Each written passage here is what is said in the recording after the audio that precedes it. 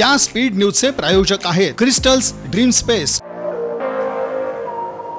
3 अपत्यांच्या कारणावरून रद्द करण्यात आलेलं सरपंच पद पुन्हा बहाल करत मुंबई उच्च न्यायालयाच्या कोल्हापूर खंडपीठानं उत्तर सोलापूर तालुक्यातील डोणगाव येथील सरपंच संजय भोसले यांच्या बाजूनं निकाल दिला। न्यायमूर्ती चपळगाव यांच्या खंडपीठानं भोसले यांची याचिका मंजूर करत 2018 साली झालेली त्यांची सरपंच पदाची निवड वैध आणि कायदेशीर असल्याचं स्पष्ट केलं। डोणगाव येथील भारतीय जनता पक्षाचे कार्यकर्ते आणि आमदार सुभाष देशमुख यांचे कट्टर समर्थक असलेले संजय भोसले यांना 3 अपत्ये असल्याचं कारण पुढं करत विरोधकांनी त्यांची निवड रद्द करण्याची मागणी केली होती। जिल्हाधिकाऱ्यांनी ही मागणी मान्य करून सरपंच पद रद्द केलं होतं, तर अप्पर आयुक्त पुणे विभाग यांनीही हा आदेश कायम ठेवला होता। या आदेशाविरोधात संजय भोसले यांनी मुंबई उच्च न्यायालयात याचिका दाखल केली होती।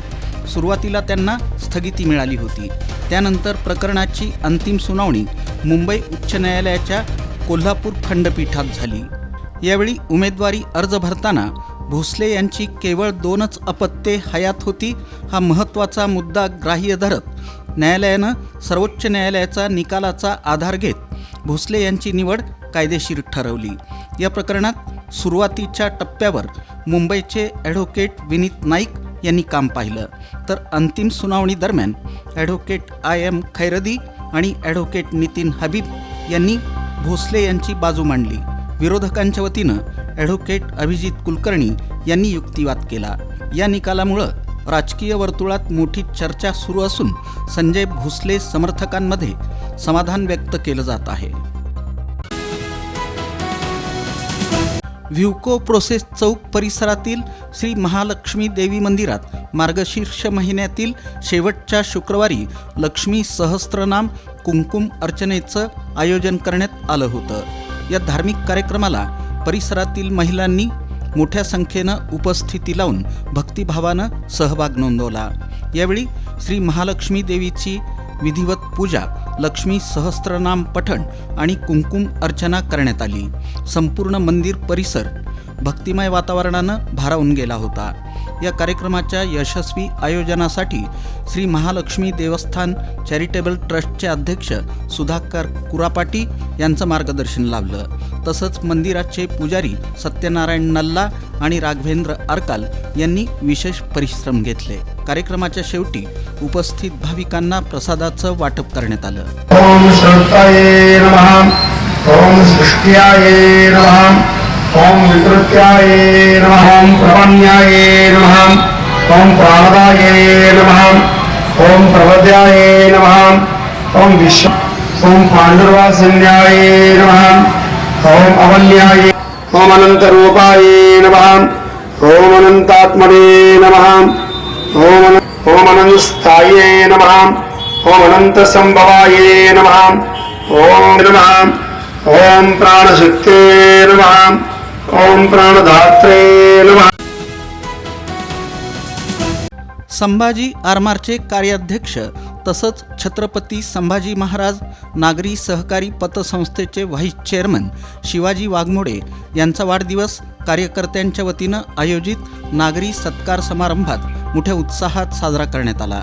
या प्रसंगी माजी उपमहापौर पद्माकर काळे, इन सोलापूर न्यूजचे चॅनल प्रमुख समाधान वाघमोडे, माजी परिवहन सभापती राजन जाधव, भाजपचे अनंत जाधव, संभाजी आरमारचे संस्थापक अध्यक्ष श्रीकांत डांगे, रयत क्रांती संघटनेचे नामदेव पवार, आंतरराष्ट्रीय चित्रकार नितीन खिलारे, ॲडव्होकेट महेश जगताप, उद्योजक नागेश हावळे, यशवंत बिराजदार, चेतन गायकवाड, पुरोहित श्रीनिवास जिल्हा पंतुलू यांच्यासह संभाजी आरमारचे कार्यकर्ते आणि मित्रपरिवार मोठ्या संख्येनं उपस्थित होता।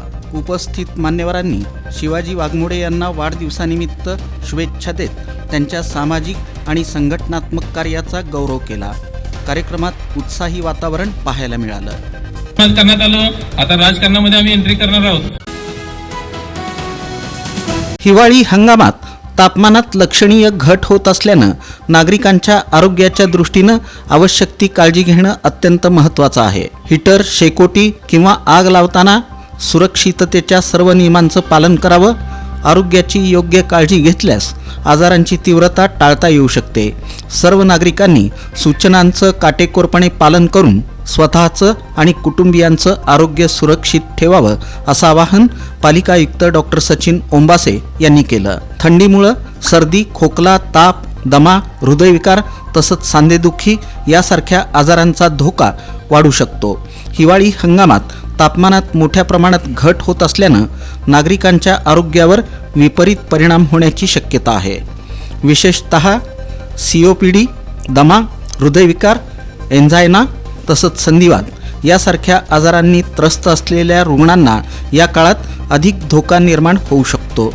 त्यामुळं सर्व नागरिकांनी विशेषतः आजारग्रस्त व्यक्तींनी प्रतिबंधात्मक उपाय अवलंबावेत असं आवाहन करण्यात येत आहे.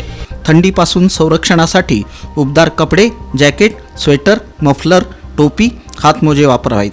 सकाळी लवकर आणि रात्री उशिरा थंड हवामानात अनावश्यक बाहेर जाणं टाळावं. तज्ज्ञांच्या मार्गदर्शनानुसार किंवा देखरेखीखाली व्यायाम, योग, प्राणायामाचा सराव करावा. COPD आणि दम्याच्या रुग्णांनी डॉक्टरांनी दिलेली औषधं नियमितपणे घ्यावीत. दिल्लीतील तालकटोरा स्टेडियम इथं 15 आणि 16 डिसेंबर रोजी पार पडलेल्या 36व्या राष्ट्रीय जीत कुनेडो स्पर्धेत association of Jeet Kune Do martial art sports सोलापूरच्या 60 विद्यार्थ्यांनी सहभाग घेऊन फाईट आणि काता या दोन्ही प्रकारात प्रथम, द्वितीय, तृतीय क्रमांक पटकावला. सर्व विद्यार्थ्यांनी महाराष्ट्राकडून प्रतिनिधित्व करत महाराष्ट्राला प्रथम क्रमांकाची ट्रॉफी जिंकून दिली. स्पर्धेसाठी 18 राज्यांमधून विद्यार्थ्यांचा सहभाग होता. स्पर्धेचं उद्घाटन association of all India Jeet Kune Do फाउंडेशनचे general secretary grand master Shankarlal Gihara आणि राष्ट्रीय अध्यक्ष अनुज शर्मा यांच्या उपस्थितीत करण्यात आलं. याप्रसंगी सोलापूरचे ग्रँड मास्टर तथा ऑल इंडिया जीत कुनेडो फाउंडेशनचे राष्ट्रीय उपाध्यक्ष युवराज गायकवाड, मागास समाज सेवा मंडळाचे अध्यक्ष Subhash Chavan, Kirtipal Gaikwad, technical director master Kishor Chandanshive, Bhaskar Dede, Anand Jadhav, Pralhad Jadhav, Solapur जिल्हा प्रमुख अभिजित गायकवाड, सम्राट गायकवाड, नागेश कांबळे, संदीप गायकवाड, लेडीज कोच वैभवी दळवी, किमया सपाटे, सुमित पाटील यांची प्रमुख उपस्थिती होती. या स्पीड न्यूजचे प्रायोजक आहेत क्रिस्टल्स ड्रीम स्पेस. सर्व सुविधांनी युक्त शहरालगतचा अद्ययावत प्रकल्प. Luxurious residential open plots, concrete road, पाण्याची सोय, स्ट्रीट लाईट अशा सुविधांसह मंदिर, योगा केंद्र, open gym, children park, open amphitheatre, निसर्गरम्य वातावरणात नवजीवन अनुभवण्यासाठी पुणे रोड, बाळे इथल्या क्रिस्टल्स ड्रीम स्पेसला प्रत्यक्ष भेट द्या. ऑफिस क्रिस्टल डेव्हलपर्स, ICICI बँकेजवळ, पार्क चौक, सोलापूर. संपर्क 820 099 827 आणि 91 45 509 509.